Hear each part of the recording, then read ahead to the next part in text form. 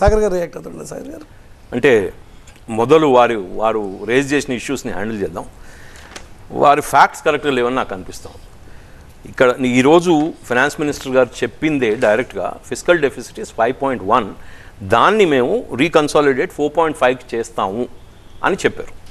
ఎక్కడ కూడా 5.8 లేదు, 5.8 ఇంతకుముందు ఉన్నది, ఇప్పుడు 5.1 ఉంది, దాన్ని 4.5కి రిస్ట్రిక్ట్ చేస్తామని ఉంది. Fiscal deficit restriction necessary doesn't mean subsidies పోతాయి, వెల్ఫేర్ మీద స్పెండ్ కాదు అని కాదు. వారికి తెలిసి ఉండాలి. If is specialist in economy and finance, savings ద్వారా చేయొచ్చు, రెవెన్యూ పెంచుకోవడం ద్వారా కూడా మనం ఫిస్కల్ డెఫిసిట్ని రెడ్యూస్ చేసుకోవచ్చు. డిస్ఇన్వెస్ట్మెంట్ కూడా one of the ways.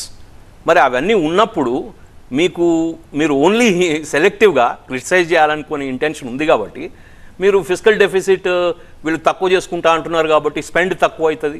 ఇన్ఫ్రాస్ట్రక్చర్కి 11 trillion rupees allot చేశారు.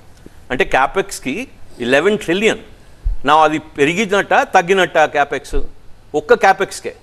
సో నేనేమంటున్నా అంటే వెల్ఫేర్ అండ్ డెవలప్మెంట్ని ఈ బడ్జెట్ సమతుల్యం పాటిస్తూ, అటు వెల్ఫేర్ అవసరం ఉన్న దగ్గర వెల్ఫేర్ చేస్తూ, మనకి గ్రోత్ అవసరం ఉంది కాబట్టి మనం డెవలప్మెంటల్ బడ్జెట్ పెట్టుకుంటూ ముందుకు పోవడం జరిగింది. ఇప్పటిదాకా 10 సంవత్సరాలు చేసింది కూడా అదే. అంటే వారికి ఎక్కడ మీరు పర్ఫామ్ చేశారు అని అడుగుతున్నారు కాబట్టి వారికి ఒక చిన్న I want give M indication of what is happening in terms of economy.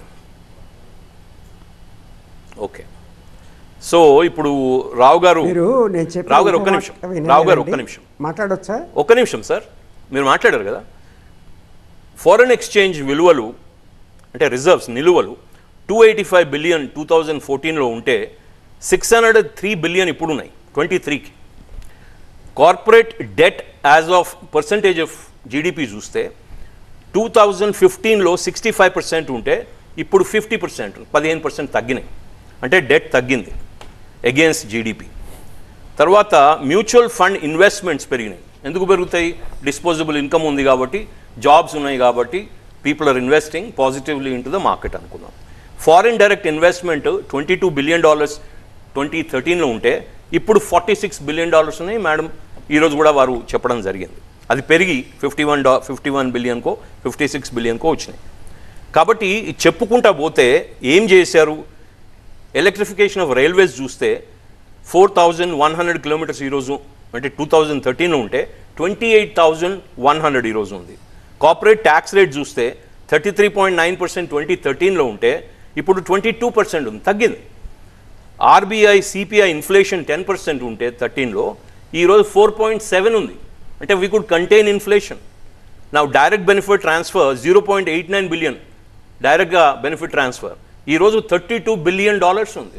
ఆమె చెప్పింది పెలిఫ్రేజ్ వేస్టేజ్ మేము తగ్గించాం, 34 యాక్చువల్లీ వారు చెప్పింది, 32 23 కల్లా ఉంది.